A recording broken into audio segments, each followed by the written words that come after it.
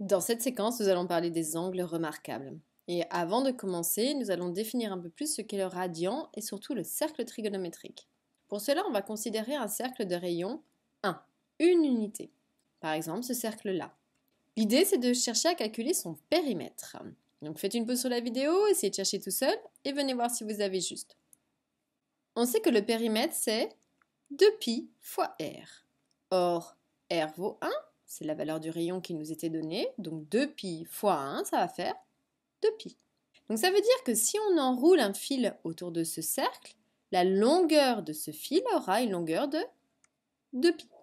Seulement, si on fait un tour, et si on se servait de son rapporteur, on pourrait mesurer également 360 degrés.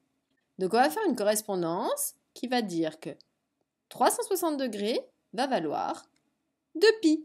Et en fait, par rapport à cette référence de pi, on crée une nouvelle mesure qui va s'appeler le radian. Donc le radian, ça va être une nouvelle mesure d'angle.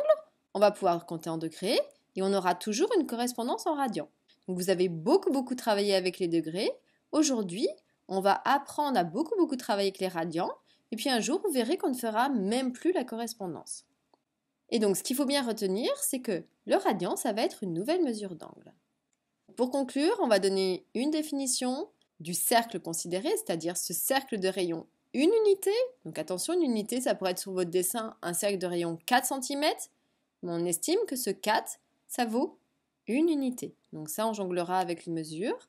Et donc ce cercle de rayon 1, il s'appellera toujours le cercle trigonométrique. Donc retenez bien ça, puisque sur toute la trigonométrie avec le radian, on va travailler qu'avec un cercle de rayon 1 pour trouver tous les autres angles en radian dont on aura besoin.